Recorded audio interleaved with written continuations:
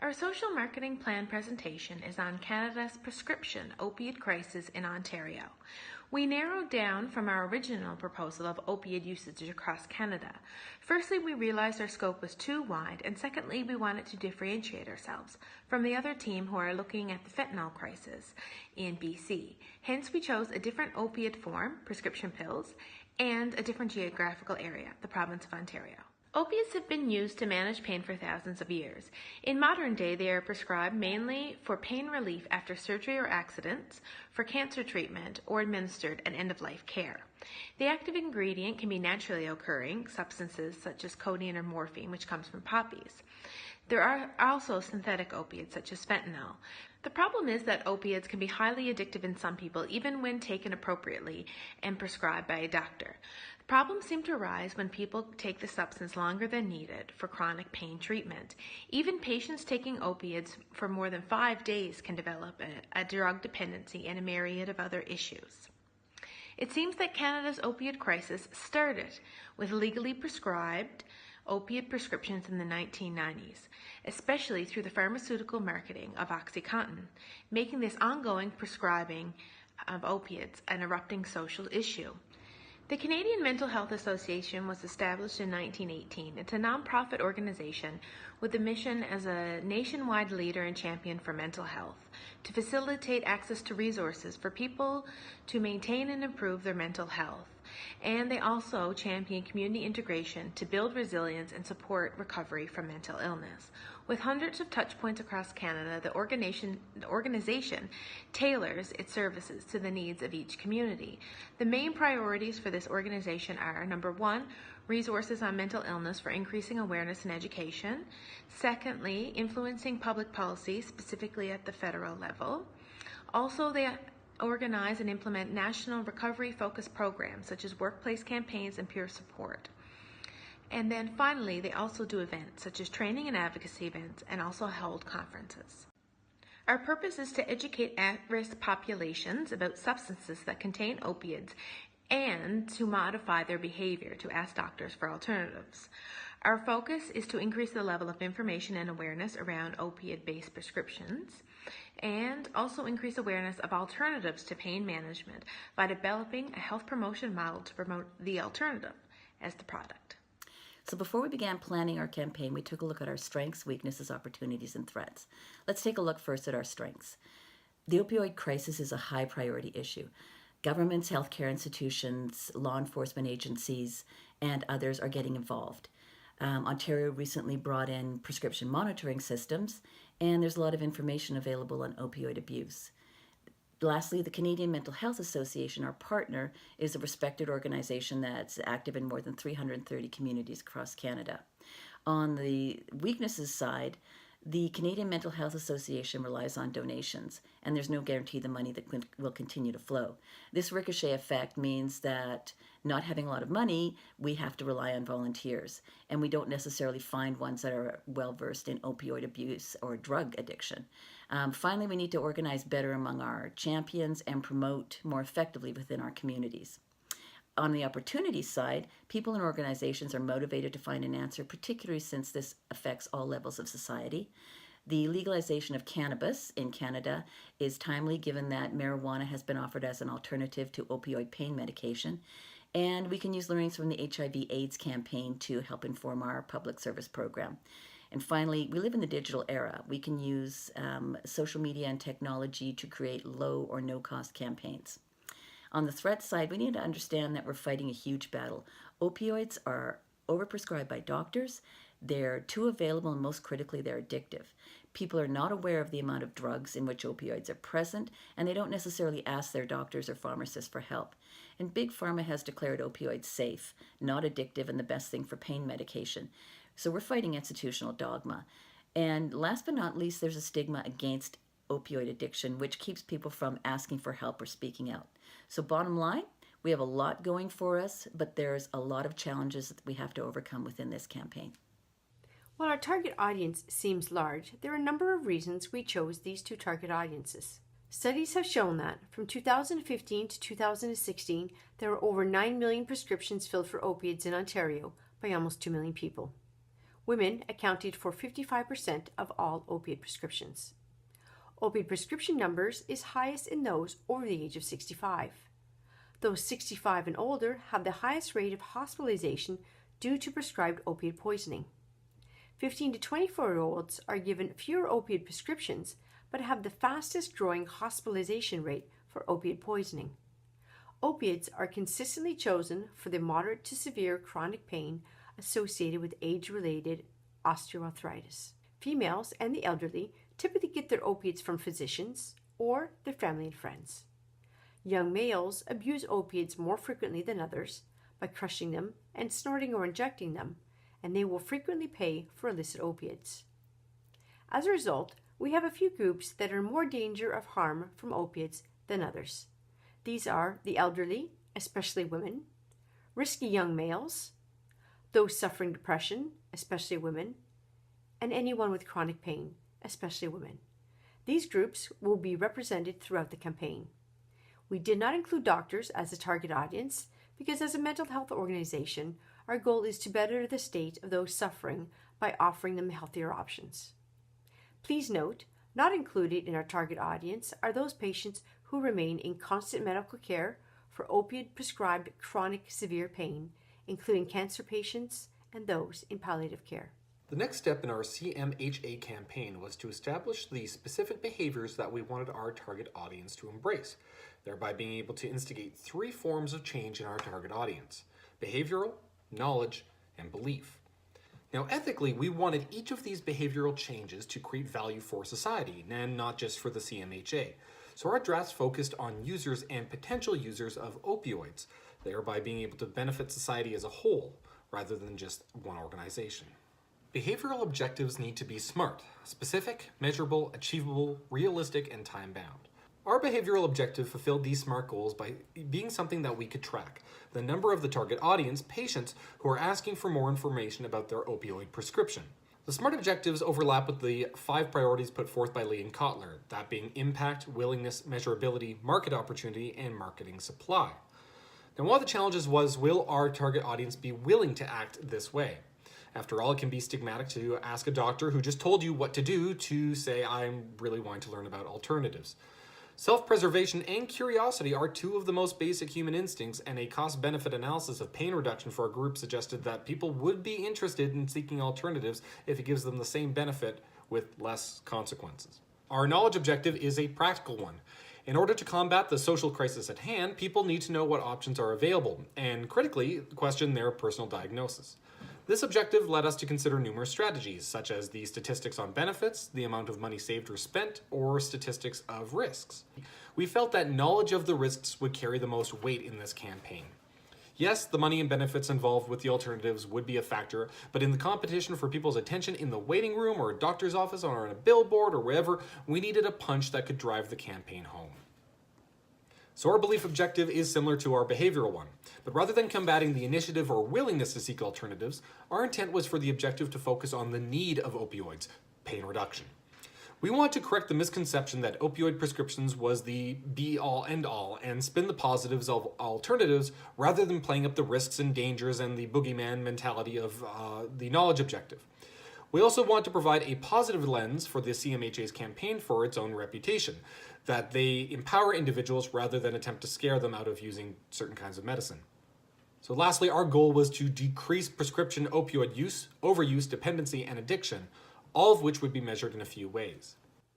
Reports on opioid use indicate that 75% of users prefer hydrocodone or oxycodone, and 9 out of 10 claim that mood alteration is a reason for the preference. These numbers indicate that more people are choosing opiates for the high. This is the inherent danger with opiates, that the high becomes more important than the pain relief. As tolerance to the opiates build, more and higher doses are required to treat pain, and dependence grows. We want patients to speak up, ask questions about their prescription, its strength and side effects, and inquire about alternative pain relief. Knowing the inherent dangers of opioid use and its limitations may help them develop an interest in other forms of pain relief, whether they're medicinal or not. Doctors are not infallible, and patients best understand their current health and living situation, how long they have suffered pain, how much pain they can tolerate, and whether they're experiencing depression or living conditions more likely to create addictive tendencies. For these reasons, it is imperative that anyone suffering pain and seeking treatment from a physician feels knowledgeable enough to question the doctor before, during, and even after a pain prescription is written. Not everyone will seek or accept alternatives to pain, but each Ontarian that considers alternatives will contribute to the decrease in the 9 million annual opioid prescriptions that ultimately led to the deaths of over 1,200 people in 2017. There are numerous barriers to seeking alternatives to opioid prescriptions. They are physical. The notion of pain, or in the case of chronic pain sufferers, no relief from that pain, is a barrier to asking them to seek alternatives that might not address the pain they're suffering through already. Psychologically, the fear of pain is a huge factor in chronic opioid use. Knowledge is a barrier insofar as people sometimes are just not aware that there are safer alternatives to pain medication. And attitudes, expecting doctors to be infallible and assuming that they wouldn't prescribe something that might be harmful, or assuming that your doctor is aware of all the alternatives. Benefits are reducing, if not eliminating, the chance of becoming addicted to opioids, and giving the patient a sense of autonomy by encouraging them to self-advocate and seek less harmful alternatives. Motivators are developing an understanding that there are viable alternatives to opioids that can also alleviate pain without the potential risk of addiction, and they're not just all in your head. The competition, people know that opioids can relieve their pain, and they fear that the alternatives won't be as effective. Possibly involuntary disinclination. Although our audience are not addicts, the fear of stopping and or not using opioids and feeling intense pain is very, very real. And the fear of insulting a doctor and questioning his or her authority by asking for alternatives. Influential others can include celebrities, friends and family, pharmacists and other healthcare providers, television and radio hosts that discuss alternatives to opioids and the inherent benefits of avoiding them in the first place, and doing so without judgment. And lastly, influential others would be former sufferers of opioid addiction. Seeing someone just like me often provides motivation, although that realization can be jarring. Here, when we look at the product, we're trying to promote the alternative or a combination of alternatives instead of people choosing prescription opiate medications. So there are various types listed here on the screen to the left. Above the line are the alternatives that are more easily accessible, both physically easy accessible and monetarily. They're cheaper products, and generally people can do it themselves, such as exercise, or get them at their local pharmacy, such as non-steroidal anti-inflammatories. Below the line, monetarily, they are a disincentive to people, even if they do have health insurance. Physio, massage, acupuncture, etc. are types of therapies that are not as quick as and effective as opiates, and also take longer and cost more to really see the results. So the problem with the opioid crisis is essentially that even the alternatives or a combination of alternatives aren't quite as highly effective as the pain relief one gets from one quick opiate pill. Our integrated marketing plan will incorporate 3 pillars, including influencers, social media, and traditional media. Let's face it, people engage with people. We want to tell real stories about people addicted to opioids and how this affects family and friends. We'll build campaigns around influencers like local politicians, provincial politicians, everyday people, Ontario-born celebrities. For example, Alanis Morissette's album Jagged Little Pill has been made into a play on opioids. And John Tory, for example, Mayor of Toronto, asked for all hands on deck to fight the opioid crisis. So we use these type of celebrities in our campaigns. Once the stories are developed and the campaigns are created, we use social and traditional media to deliver the message. This includes a landing page with blogs, videos, links to opioid support, and resources throughout the communities, and a toolkit, which will have hashtags, pre-written tweets, Facebook, LinkedIn posts, etc. In addition, we'll have graphical posters that we will encourage community centers, pharmacies, and other businesses to print and display, and this will save us the cost of printing these ourselves. Social media channels include YouTube, where we'll source existing videos and develop our own. Twitter and Instagram will push our audience to content on our landing page, as well as to Facebook and LinkedIn. And we'll do social media monitoring through Hootsuite, which combines Facebook, YouTube, Twitter, Instagram, and LinkedIn, and costs only about $9.99 per month. We'll use traditional media judiciously because it is more expensive, and concentrate on earned versus owned media by providing opportunities for media to interview influencers. We'll also hold town halls to educate the public and get the word out, and we'll link media to social media activities to ensure content is readily available. One low-touch method that can deliver a high amount of traffic is billboards, which we would place at strategic points throughout the province, like freeways, border crossings, etc. And these would display hashtags, URLs, and messaging. It's very important that our marketing campaign is integrated and that we have the tools to measure the results so we can tweak and make changes as necessary. For the monitoring and evaluation phase, we plan to do this year long as when we launch the campaign. Lean Cutler suggests that we do a monitoring phase, a check-in, along the way before we really fully evaluate the full impact of our campaign. So throughout the whole year of the pilot project, we will monitor web traffic and patterns on the campaign website to see when traffic is coming and going, and if we can find any trends and patterns in the user behavior there, to know what other tactics we use really drive traffic to the information on our campaign website. Also on the website, there's going to be some surveys and quizzes and interactive activities in the toolbox. The feedback from that will be greatly insightful to know really what the users and our target audience are thinking about opiate-based prescription drugs and possibly going to the alternative. Of course, we're going to measure impact on social media, sharing patterns, the impressions, and other things related to social media for relatively low costs, as mentioned above.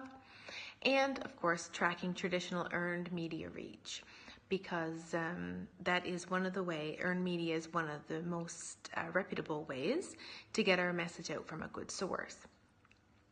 So after we evaluate all those things, we're going to possibly relaunch or adapt our campaign.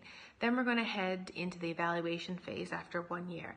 And the big thing we want to conclude at the end of our evaluation phase, through the help of Health Quality Ontario, which is the provincial shore of health care, we want to survey doctors so that to see if they've noticed any difference in the way their patients are interacting with them or asking any questions around opiate prescriptions. And secondly, overall, we want to know, did the number of opiate prescriptions go down that year? The CMHA has a presence in more than 330 communities across Canada, of which 30 reside in Ontario. While the majority of funds come from federal, provincial, and municipal governments, the CMHA also relies heavily on private donations and fundraising events. As such, great care must be taken to spend funds wisely and ensure the greatest return for money spent. Although funding for mental health care has increased markedly, with $1.9 million contributed by the Ontario provincial government for 2019, care must be taken to ensure CMHA is on the right path for working to highlight the dangers of and to promote alternatives to opioid prescriptions. We have budgeted $125,000 for the 2019 campaign, the bulk of which is for design and development of the landing page, printed materials, branding, and the hiring of a dedicated social media coordinator. Monitoring of the efficacy of the online portion of the campaign will be done via online monitoring and social media amalgamation tools, Hootsuite and Brand24. There is a discretionary amount of just over $3,000 to account for exchange rate differences and incidentals. The bulk of the budget pays the salary of a dedicated employee who is responsible for developing web and social media content. Billboards account for another large portion of the budget. Although expensive, the CMHA will negotiate a discount in kind with the billboard provider. Social media monitoring is a relatively small expense at roughly $1,700 per year. The website and graphic design will be completed by the CMHA's designer, but a portion of the annual budget has to be allocated to pay for same. As the campaign moves forward, the expenses for the website design will decrease significantly and funds will be available to cover other as yet unforeseen expenses. And great care will be taken to leverage earned media versus owned media. Our implementation plan is a 7-part strategy that runs from April 1st, 2019 until April 1st, 2020. Part 1 includes the hiring and appointment of CMHA staff. Part 2 is the designing of the marketing materials. Step 3 includes the development of the campaign website. Step 4 is the distribution of materials to locals, the purchasing of traditional media, and the conduction of social media activities. Step 5 includes the continuous monitoring results with a short break for Christmas. Step 6 includes the updating of materials where required. And Step 7 is the campaign assessment, review, discussion of funding extension, and the return on investment of this campaign.